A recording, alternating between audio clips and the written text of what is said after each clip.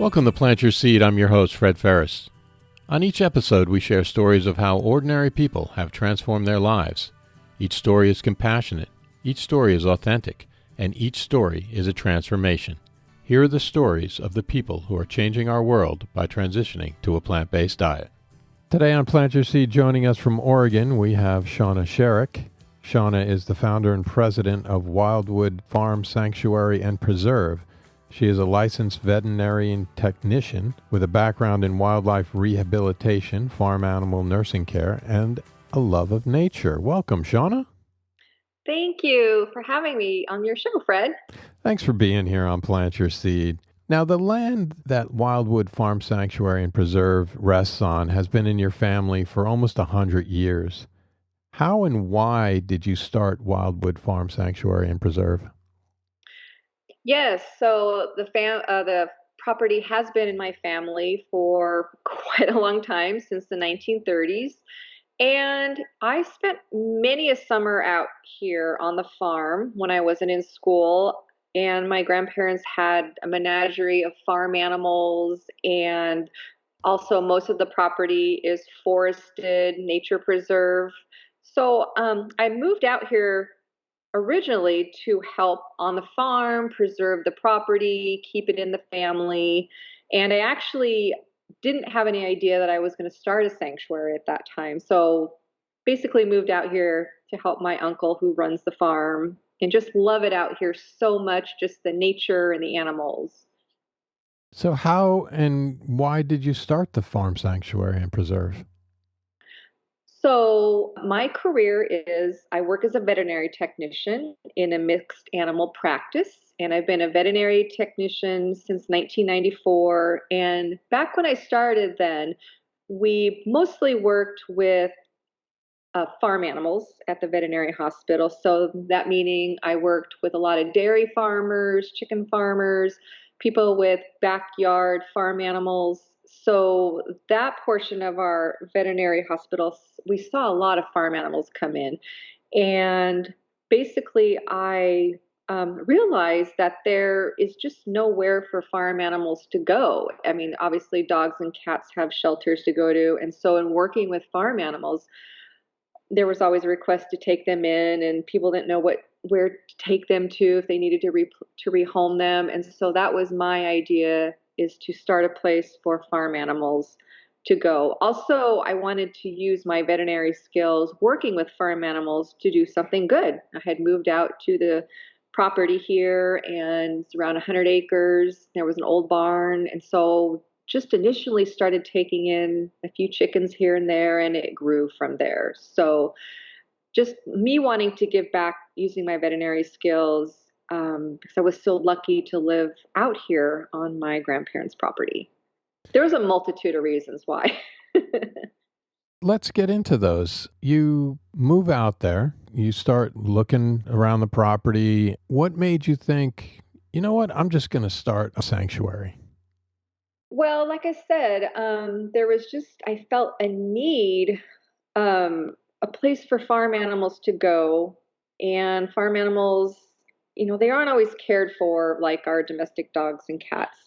And what I saw working as a veterinary technician is how similar farm animals are to dogs and cats that I was seeing at the veterinary hospital also. They have the same emotions, feel pain the same way, scared the same way. And so I wanted to provide a place for those animals to go. And also, sometimes there's animal hoarding cases that animals need, or farm animals need to go to a place to go to once they're confiscated. So basically, I just wanted to open up my property to those animals in need, provide veterinary care for them. So it started out very, very small. I was just planning on building a little chicken house and maybe taking in some rescued hens, and it just grew from there. Next thing I know, we were replacing the old barn on the property with a new barn, building a second barn, Mm-hmm. putting in some pasture. And then the word also gets out when, out there, that people know that you're a farm animal sanctuary. You start to get more calls. Law enforcement finds out, oh, maybe there's a place for us to take animals to go to when there's a cruelty case. So it just really grew from there. So it started out very small. um, I still work almost full time. And so running the sanctuary and working at the same time can be a little bit of balancing act. So There are more than 100 animals at this sanctuary on about 100 acres. What are some of the challenges that come up with running a sanctuary that size? well, I have to say that the the animal sanctuary part of Wildwood is actually pretty small. I would say we're about 20 acres. The rest of the property is in white oak habitat, forest, wetlands, and so there is the challenge of how many animals can we take in, and so there's always a need. We're always getting calls to take in more animals. People need homes for their farm animals.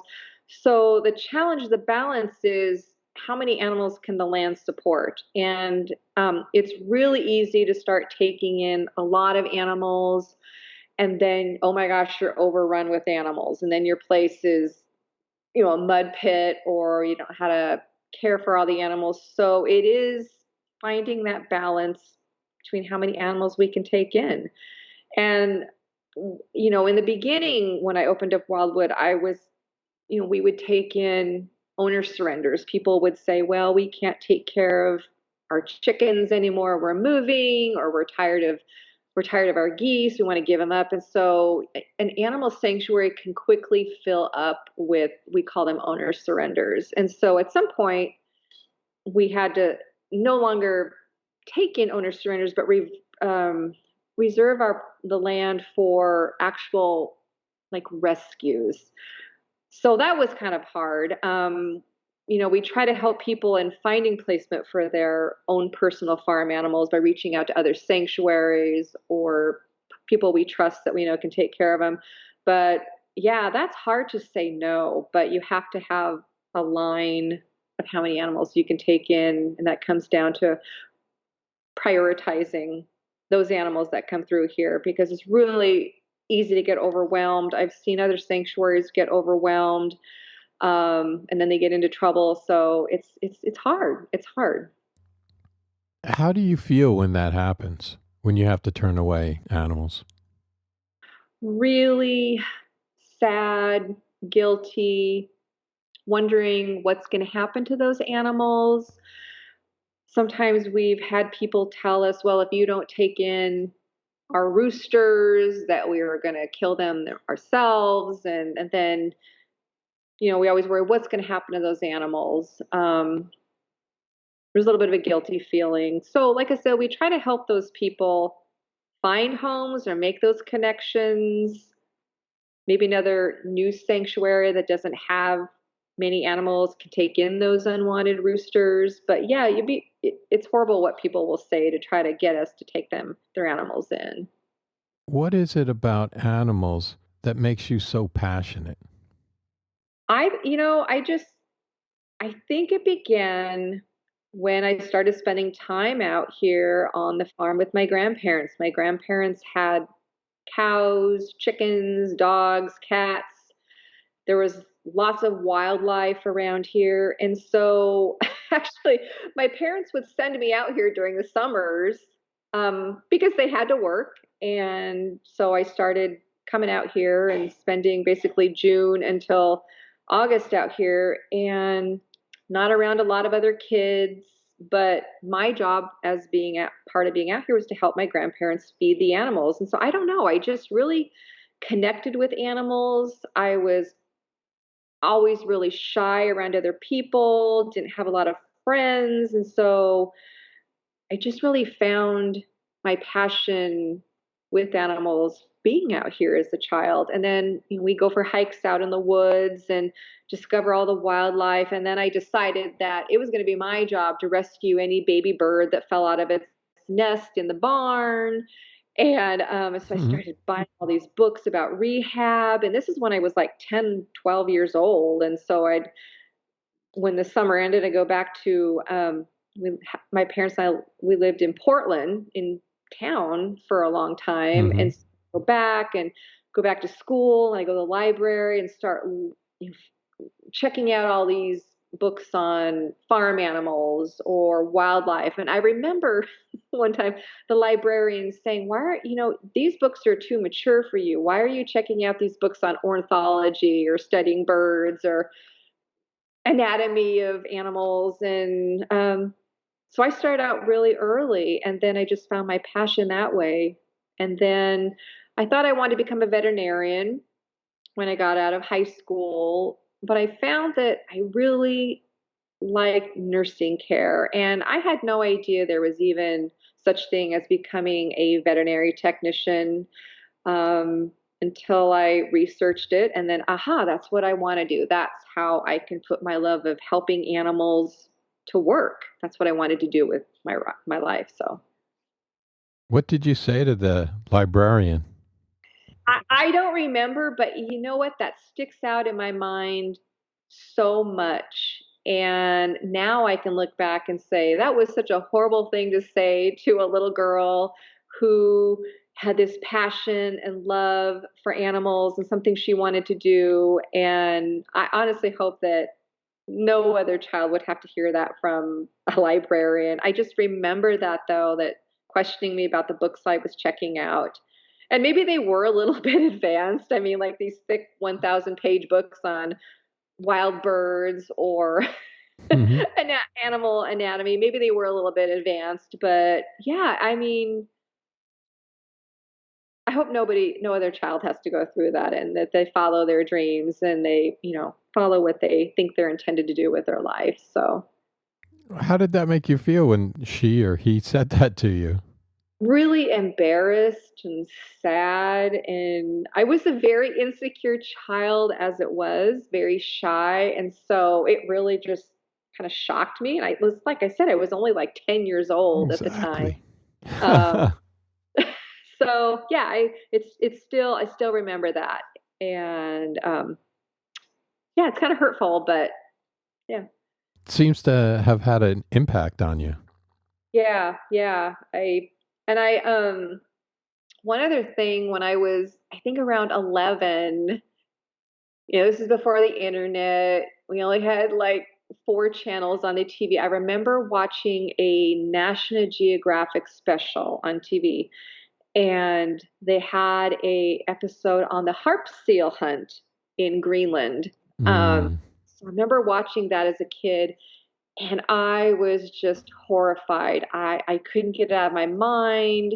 And then I learned about Paul Watson, Sea Shepherd, and that was my new hero.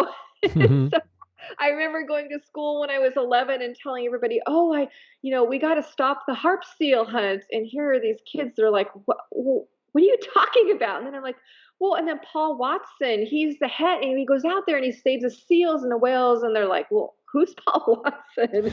And so I felt very isolated in my ideas. But then I decided at a age of 11 I was going to start a Save the Harp Seal campaign. And so my name of my group was SOS Save Our Seals. And so I enlisted some kids from school. I don't know. I guess I just somehow got them to come on into my group. And then my idea was I was going to collect signatures, and then I was going to send them into Mark Hatfield, United States Senator at the time, to stop the harp seal hunt, which I don't even think like the United States is even a part of it. Was, Greenland was had the harp seal hunt going, but I went around and to my neighborhood and to my teachers, and I collected all these signatures. And another thing happened is I remember walking around my neighborhood collecting these signatures to stop the harp seal hunt. I went up and I rang the doorbell of this house, and this older lady answered the door. And I said, "Hi, my name is Shauna Hughes at the time." I said, "I'm starting a petition to stop the harp seal hunt."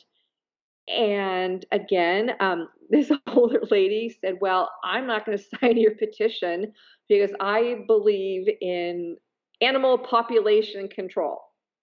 And I was 11 years old at the time, and I looked at her and I was just horrified. Again, it's one of those things you hear as a kid that an adult says to you, that smashing your dreams. Or And that's another thing that just sticks with me is when I was that age that a lady told me she wasn't going to sign my petition because she didn't believe in stopping the hunt.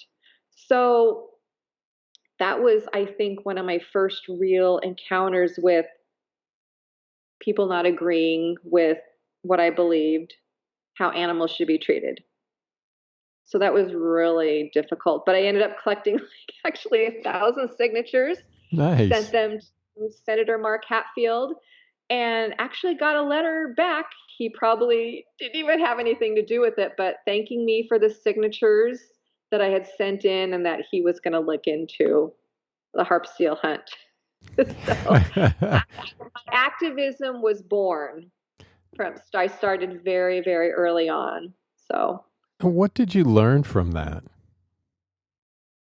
I learned that not everybody has the same caring feelings about animals, that there are different opinions and people think differently about animals. Not everybody loves or loved animals. Not everybody wanted to save animals. Everybody had an opinion on how they should be treated. And, that extended into my adult life. I became a veterinary technician in 1994, and not everybody in the veterinary profession feels the same way, even though they work with animals. I find that interesting. What do you mean that they don't feel the same way? Well, I got into veterinary medicine because I loved animals and I wanted to make a difference in the lives of animals. I was not yet vegan at that time. So I didn't become vegan until about 12 years ago. I was just really surprised that, well, okay, when I became, I made the connection. So yes, I worked in a veterinary hospital for quite a while. I did not change my dietary habits. And at some point, I made the connection about 12 years ago that the animals I was working with, like the farm animals that I was working with, were basically the same as the dogs and cats I was working with. I was working to save animals' lives in a veterinary hospital. And how could I do this, work to save their lives, and then sit down at a meal and eat those animals, those type of animals that I was working to save? And it was a gradual realization. I didn't become vegan overnight, but I would say, I mean, I now there are more vegans I work with, but back then, for a long time, I was the only vegan working at a veterinary hospital where I work. That's interesting because I personally would think that that would be a place where a lot of people would be very passionate about animals and saving animals and therefore would be interested in being vegan or at least vegetarian. Well, I believe that there's a disassociation in all areas of society, and yes, um, just because I realize that just because people enter profession to help animals doesn't necessarily mean that they're going to change their own values. It's that disassociation. So, I mean, once I realized how farm animals were treated, again, growing up, spending time out here on the farm, I thought that all farm animals lived this great life. My grandparents, cows, they roamed the property, they weren't confined, their chickens roamed the property, treated very well. And so when I became a veterinary technician, I was able to see into that world of how farm animals are really treated. And it was a Mm. shock to me. It was a complete shock, like most people. And I think, like most people, people don't want to see how the reality is that farm animals are treated. And that includes people that work with farm animals, or they have this disassociation that dogs and cats are treated a certain way, farm animals are treated a certain way. What makes people have that disconnect, do you feel? I think when they make the connection, they're forced to look at themselves, how they live their lives, how they're going to have to make a major change, obviously. And it's hard to make a change. I grew up eating meat, and I believe any habit is hard to change. And so when people are faced with having to make a huge change in their life like that, it's hard to all of a sudden, I believe, like announce, okay, I'm vegan now. I'm no longer going to eat animal products. Well, is it going to be difficult to find the right things to eat? How is it going to be when I go to my family to the dinners with your family? So any change is hard. And also looking at yourself, how you contributed to animal suffering, I believe, is hard. So it's hard to change a life unless you're raised in a vegan family. I think making that switch can be difficult. And for me, it was a gradual process. So I didn't just become vegan overnight. I just all of a sudden I didn't want to eat chicken or red meat. I'm sorry. So I just cut out red meat and then stopped eating chicken, but I was still consuming dairy products. So it was gradual phase out for me. And many people may think that, oh, they have to do it all at once. It's either all or nothing. Or if I accidentally eat something that has cheese in it, oh my gosh, I can't continue on being this way. So people don't realize that it's a journey. And I also, so I became first vegetarian, and I was very proud of that. I still drank milk, ate cheese, and I remember making a social media post about, this is again my feelings about social media are good and bad. I made a post on my personal page that said, oh my gosh, I've discovered this certain brand of sausage that was vegetarian. I made this announcement. And instead of getting like, oh, congratulations, you're on your journey, I was met with, well, that product still has dairy in it. You're still contributing to the cruelty of farm animals, blah, blah, blah. And I was horrified, and I felt defeated. And so I think many people, when they consider becoming vegan or vegetarian, they're possibly afraid of how they're going to be met. Are they going to be judged? Are they going to judge themselves? So I don't know. That for me, my personal journey, it was a gradual process. So, and not being hard on myself and not beginning to not worry about what other people thought. And there were jokes, even from my family or coworkers, that, oh, this this this is not vegan or not vegan enough. So it's just, yeah, it can be a difficult journey if you let it. So. Now, you mentioned family a couple times. Have you had issues with your family as far as when you've changed to being vegan? I did in the beginning. Can you give us an example of that? One of my family members actually said to me, oh, is this another phase you're going to go through? How far are you going to take this animal thing? Like, oh, this is just another thing she's going through, or this is too extreme. And that was really hard to take. Like, oh, this isn't just a fad, or this isn't an extreme thing. So yeah, that comment was a little hurtful. So instead of being, oh, this is great, now why are you doing this? Why is this extreme change? That was difficult to process. What is it about people, do you feel, that they don't welcome that change? I think it causes them to look at themselves.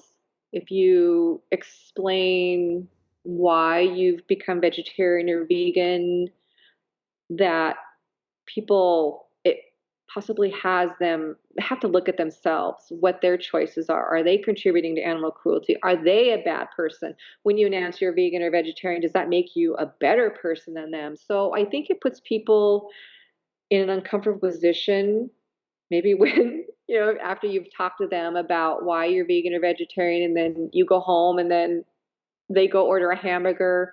Maybe it's making them uncomfortable about their choices. Maybe they're going to feel like they're not a good person. And that's hard. That's difficult. Nobody wants to feel bad, like they're a bad person.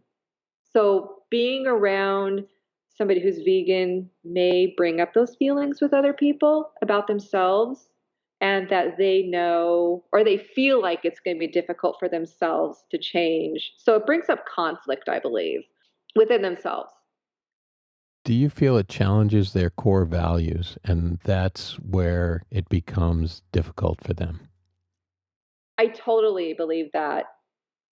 I believe that people think inherently that they are good people, that people are good. And so when you're making a statement by either refusing to eat meat in front of them, but they're going to go ahead and eat it, that's they're looking at themselves. That's making them uncomfortable because they don't want to people, everybody, they say they love animals. And so if they're forced to look at what they're eating, they're contributing to animal cruelty, that's going to bring something up in them. And then it compounds from there. Maybe they think it's going to be hard to change their diet. This is what they love to do or to eat. This is how are holidays going to be? How are family get-togethers going to be? Or do they feel like maybe if they change something in their diet, maybe they're going to be made fun of by their friend, their meat-eating friends. They don't want to. So I just think it brings up a lot in people that they don't want to feel like they're contributing to something horrible. It's a learned behavior. It's learned from your parents. Mm-hmm. And that's where you get your diets from. And, there's that saying that disease doesn't run in families, diets run in families. Do you feel that that is the case? I guess I'm not sure what you mean by that. Well, I just think that people learn from their parents what to eat, right? From when they're little kids. And I think that what happens is that people then continue to eat that way. And if you challenge their values, they feel that you're challenging their parents and their family and themselves and everything that they've stood for their entire lives. So then it becomes a personal assault, I guess. Well, exactly. My grandparents, they did raise their cows to be slaughtered, and that's what they did to provide the family's food. My mom grew up out here, and so she would cook the same way for our family that my grandparents did. So yeah, I agree. They feel like it's an assault on their values. Or let's say for Thanksgiving, for instance, everybody gathered, big turkey. They talk about it. Somebody brings a turkey, somebody brings this or that. And so, I mean, nobody wants to feel like they're the outsider in a family. I always felt like I was an outsider anyway, just I was a real introvert, real shy. And so when all of a sudden now with family or friends, you're like, well, I'm not, I don't eat that now. All of a sudden everybody's like, oh my gosh, now you're even more of an outsider.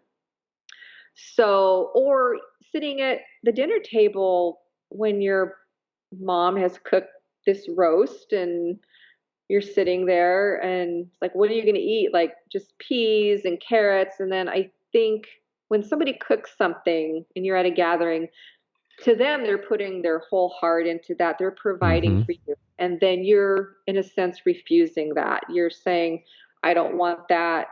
That's no good. I will not eat that. Or you're saying to them very non-verbally that I'm not going to eat this because you've cooked this dead animal. And then that in their eyes, oh, well, then they're a bad person. So it's just this whole like cascade of feelings and yeah, it's not good. It can be very, very uncomfortable. Maybe when you're going to a family and friends and then they're worried, like, well, what is Shauna going to eat? What is she going to eat? We don't have anything for her to eat. And so then that's another thing that they're going to have to worry about. Of course, I would bring something myself, but yeah, I think people take it personally when you're not going to consume something that they've spent a lot of time preparing because they want to provide for their family or at get-togethers with friends. That can make it really challenging. And I don't ever want people to feel badly about themselves. So yeah, it can be difficult. You mentioned that you changed to being vegan about 12 years ago. Have you noticed any positive changes that you've seen both mentally and physically?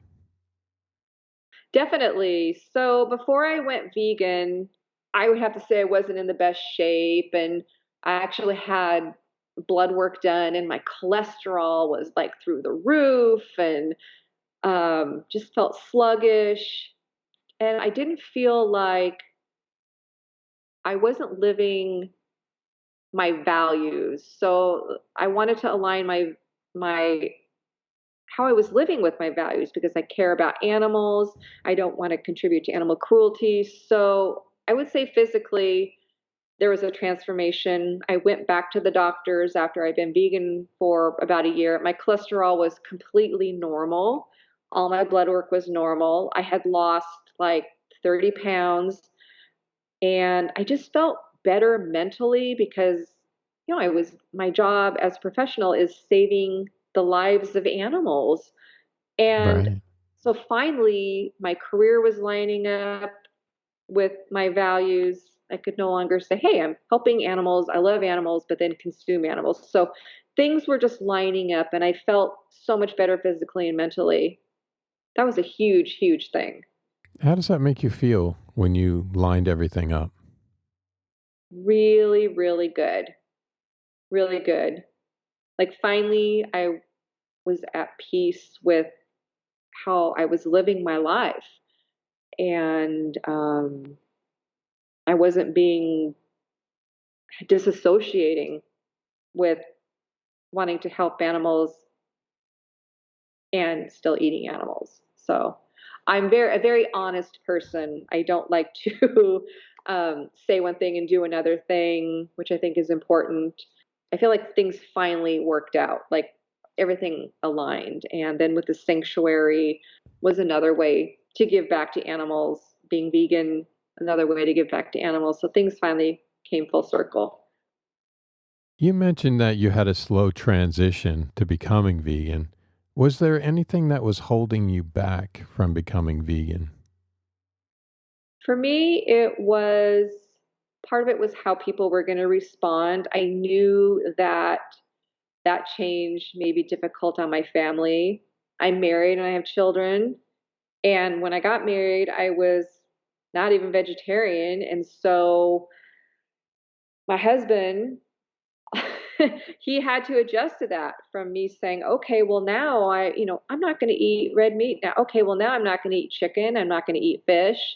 And so that was kind of difficult too. Oh, and then by the way, I'm starting a farm animal sanctuary on our property, which was whoa. So, and then my kids, I have twin boys, and all of a sudden, well, now, we're not going to have chicken. We're not going to have, we're not making bacon. I mean, so it was a huge adjustment. So, yeah, it wasn't just me living alone and deciding, okay, now I'm vegan and this is how it's going to be. It was, I have a family, and so that made it a little bit difficult. But actually, it wasn't that difficult. My husband was very open to it.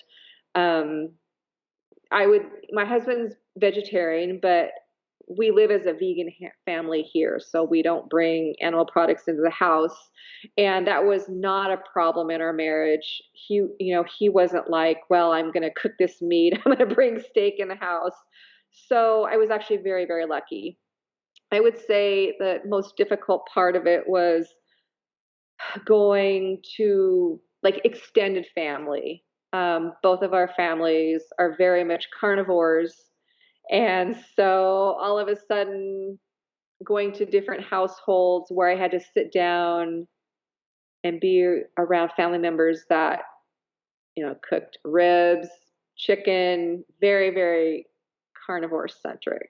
So that was a little bit difficult and that was a little uncomfortable. So, but I think everybody's pretty much used to it now. And I'm happy to bring dishes along to family gatherings. And so it's things are good now on the extended family part. They know I'm vegan and there's no poking or jabbing at, making fun of me anymore. They just know it. And I also try to bring to gatherings really good vegan dishes, just or veganizing dishes. So Now, have the twin boys, have they had challenges?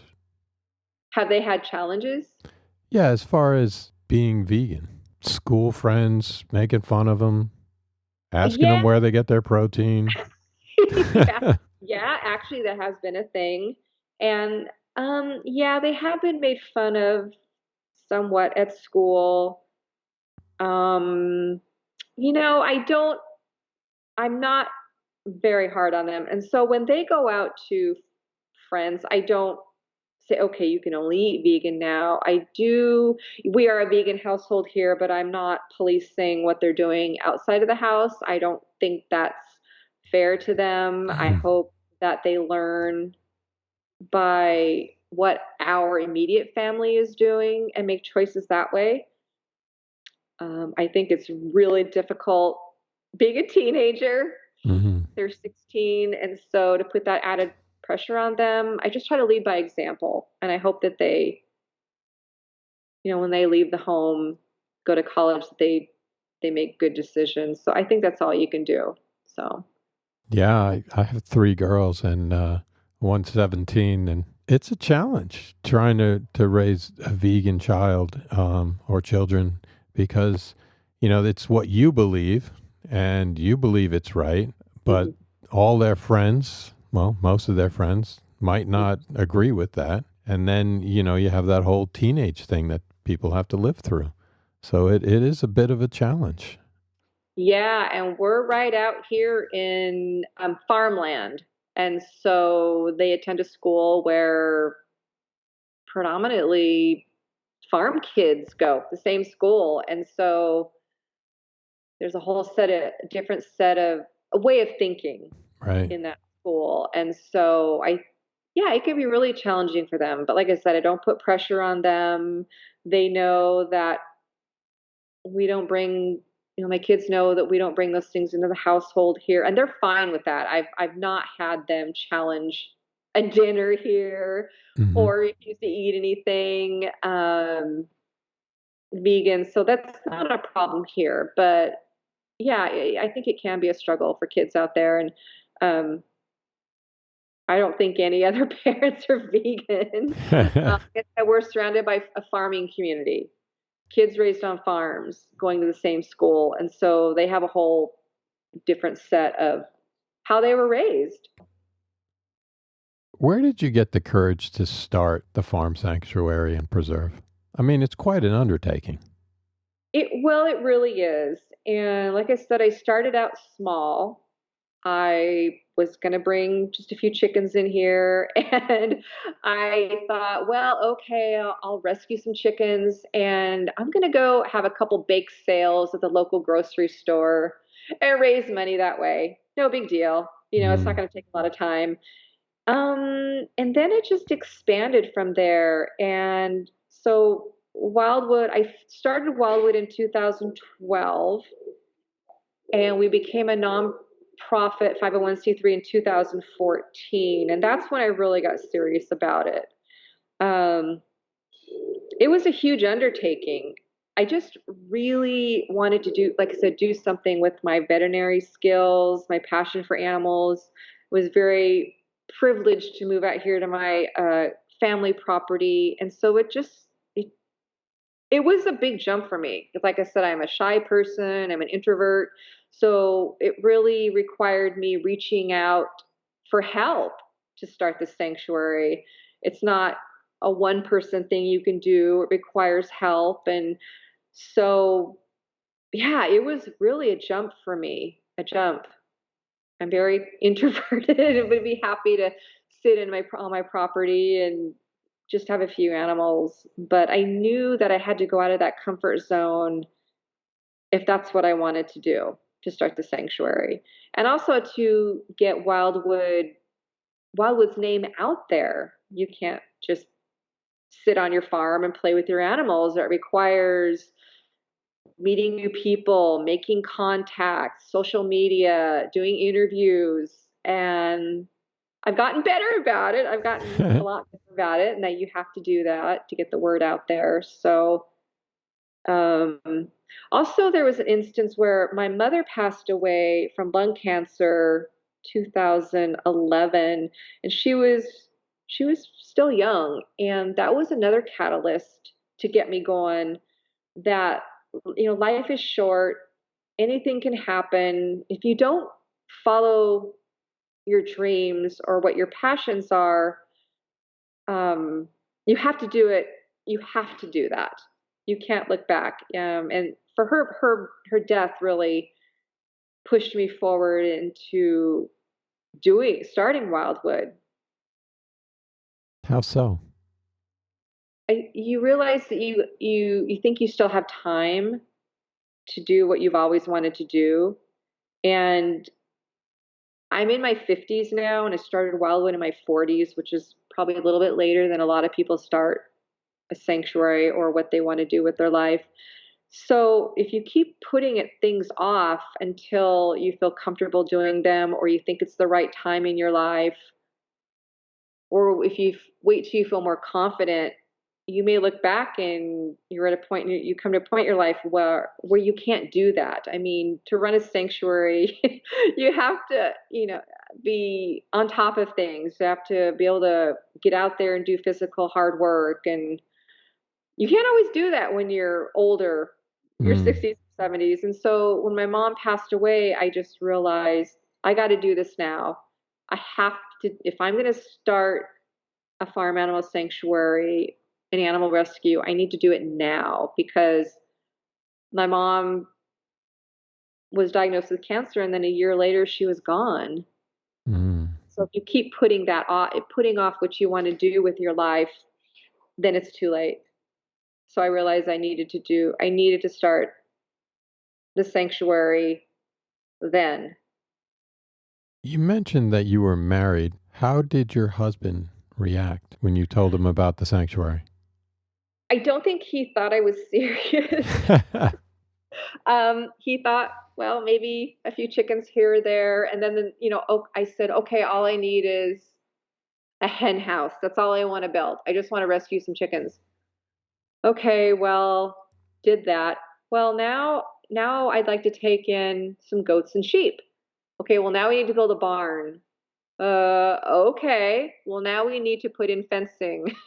Well, now I need a duck house. And then it snowballed, and it was very actually difficult for our marriage. I mean, we had kids. I think many people that I know that start sanctuaries, either they're single, maybe they don't have kids, they have a lot of time to devote to the sanctuary life, which is a lot of time and work. So it was a struggle, and I've had to try to balance family life, my work as a veterinary technician, sanctuary life, and it's not easy. As the sanctuary grew, it required more of my time, more spending time down at the barn, an animal's sick, taking them to the vet, at nighttime going down and feeding the animals. And so it was really an adjustment for us. And I did have to step back at one point about a year ago and realize that if Wildwood was going to continue, and it was going to continue to have a personal life, my marriage and my kids, or even time away from sanctuary, we were going to have to change. We were going to have to bring on more volunteers, hire a couple extra people for animal caretaking, hire a volunteer coordinator, because I was trying to do all of that. And it was ruining my marriage, and it was causing a lot of mental stress for me. I couldn't get away from the sanctuary, just exhausted from the sanctuary, and then trying to go to work as a vet tech. I was working 12 hours a day there. So something had to really shift to really balance that out. What is one thing that's exciting you right now, either with the sanctuary or with your life right now? Well, when COVID hit, it really put the brakes on everything with the sanctuary. So we really relied on the public to come out.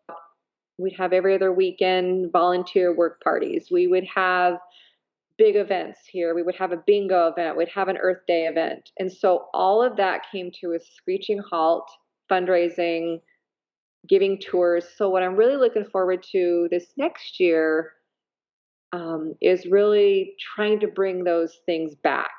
We would have, for COVID hit, we'd host wildflower hikes up in our nature preserve. We'd have kids groups come out. And so I'm looking forward to gradually incorporating that back into the sanctuary, having people back out. Rescuing animals is part of the sanctuary, but also educating the public on why we do what we do, having them visit the animals, incorporating the nature preserve into the whole mission of Wildwood, which is preserving all life, educating people. So starting that up again I'm really looking forward to that. We're building a new website, we're developing new programs for visitation. I'm really looking forward to that, getting somewhat back to normal this next year and having people back out and connecting with the public, bringing people out here again. That's exciting. You mentioned balance, your work and life balance. What is one habit or tip that helps you stay on track or your family on track with a plant-based diet? Routine. Hmm. Keeping the house stocked with vegan items, getting some vegan junk food Hmm. to the kids, indulging in that, making really good vegan dishes, pizza, making it easy, making it good, making tasty vegan dishes. Is there a cookbook or book that you've gifted most often or one that you use? Well, when I first transitioned to veganism, there was a book I got, and it's by Melanie Joy. It's called Why We Love Dogs, Eat Pigs, and Wear Cows.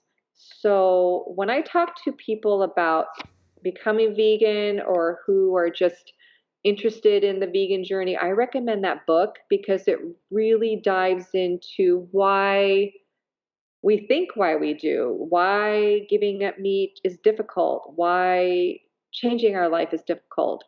So I always recommend that book. I'm not a very good cook. I don't have books, I have to say. My husband does most of the cooking, thank gosh. But I feel like that Melanie Joy's book really goes into the idea of carnism and why we think how we do, how animals are treated, the philosophy behind changing our diets and changing our life. So that's one book I've given out as gifts to friends, and not trying to push it on them, but when they express an interest in maybe eliminating animal products, I recommend her book. Finally, can you give me one word to describe how you felt before you became vegan and one word to describe how you feel now that you are vegan? I felt disconnected. I felt I wasn't being authentic. So disconnected, not living an authentic life, where now I feel I'm living an authentic life with how my values, saying how animal lives matter and walking the walk in my life, not just spewing out things, not just a 9 to 5 job where I go to work with animals to save their lives, but then when I'm leaving, I'm eating animals, those same kind of animals that I'm helping. And so I feel like I'm living my authentic life right now.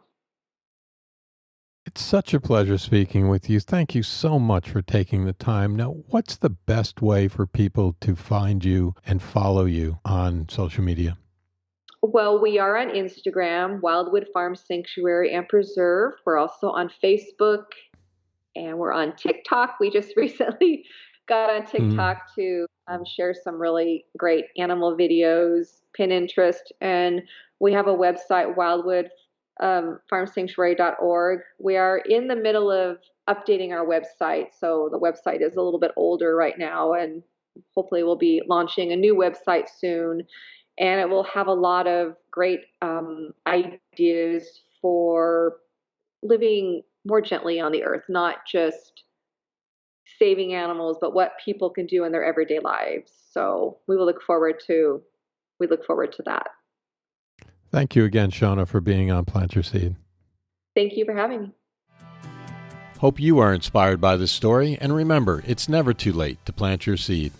Links to everything we talked about on the podcast can be found on Instagram at plant.yourseed in the show notes tab in the bio. If you enjoyed the show, remember to leave us a review, and until next time, thank you for listening.